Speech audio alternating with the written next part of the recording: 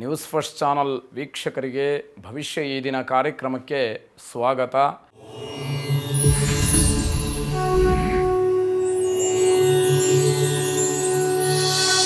ಮೊದಲು ಮೇಷರಾಶಿ. ಮೇಷರಾಶಿಯವರಿಗೆ ಉತ್ತಮವಾದಂತಹ ಅನುಭವಿಗಳ ಸಂಪರ್ಕ, ಅವರ ಒಡನಾಟ, ಅವರ ಮಾರ್ಗದರ್ಶನದಿಂದ ನೀವು ಕೂಡ ದೊಡ್ಡ ದೊಡ್ಡ ಕೆಲಸಗಳನ್ನು, ಉತ್ತಮವಾದಂತಹ ಕೆಲಸಗಳನ್ನು ಮಾಡೋದಕ್ಕೆ ಸಂಕಲ್ಪವನ್ನು ಮಾಡಬಹುದು.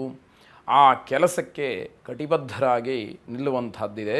ಅದು ನಿಮ್ಮ ವೈಯಕ್ತಿಕವಾದಂತಹ ಅಭ್ಯುದಯ ಜೊತೆಗೆ ಸಮಾಜಕ್ಕೂ ಕೂಡ ಸೇವೆಯನ್ನು ಮಾಡ್ತಕ್ಕಂತಹ ಕೆಲಸಗಳಾಗಬಹುದು.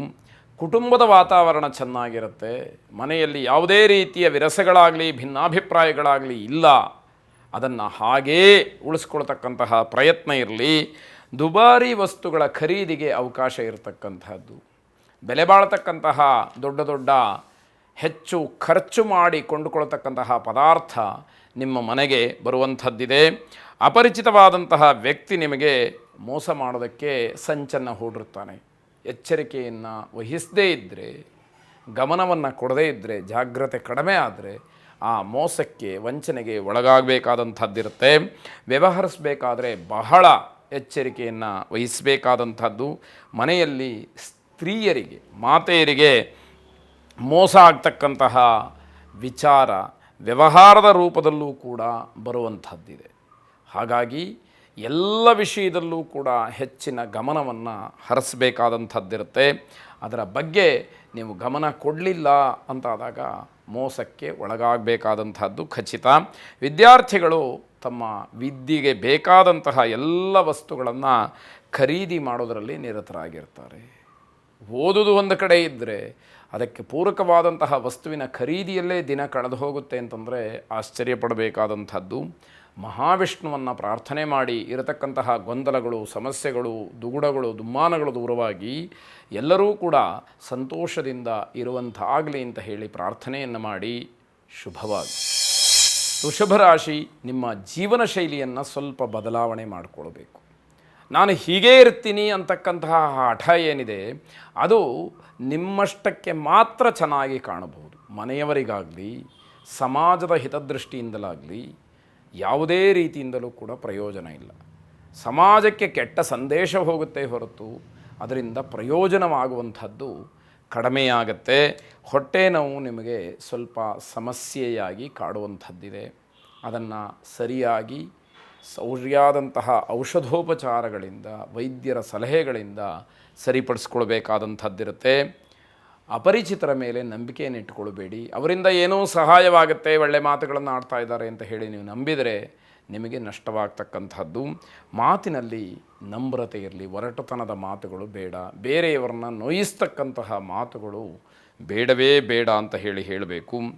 ಬೇರೆಯವರು ಒಪ್ಪಿಕೊಳ್ಳಿ, ಬೇರೆಯವರು ಮೆಚ್ಚಲಿ ಅಂತ ಹೇಳಿ ಯಾವ ಕೆಲಸವನ್ನೂ ಮಾಡಬೇಡಿ. ಬೇರೆಯವರಿಂದ ನಿಮಗೆ ಏನೂ ಕೂಡ ಆ ರೀತಿಯ ಒಂದು ಮಾನ್ಯತೆ ಆಗಲಿ ಅಥವಾ ನಿಮಗೆ ಗೌರವವಾಗಲಿ ತನ್ನಿಂದ ತಾನೇ ಬರಬೇಕೇ ಹೊರತು ನೀವು ಕೇಳಿ ಪಡೆಯುವಂಥದ್ದು ಆಗಿರೋದಿಲ್ಲ. ಆದರೆ ತೋರಿಕೆಯ ಕೆಲಸವನ್ನು ಯಾವುದನ್ನು ಕೂಡ ಮಾಡಲಿಕ್ಕೆ ಹೋಗಬಾರ್ದು. ಮನೆಯಲ್ಲಿ ಸಾಕು ಪ್ರಾಣಿಗಳಿದ್ದರೆ ಆರೋಗ್ಯ ಕೆಟ್ಟು ಹೋಗ್ಬೋದು. ಅದರ ಬಗ್ಗೆ ಹೆಚ್ಚು ಮರುಕವನ್ನು ಪಡ್ತೀರಿ. ಅದನ್ನು ಗಮನಿಸಬೇಕಾದಂಥದ್ದು.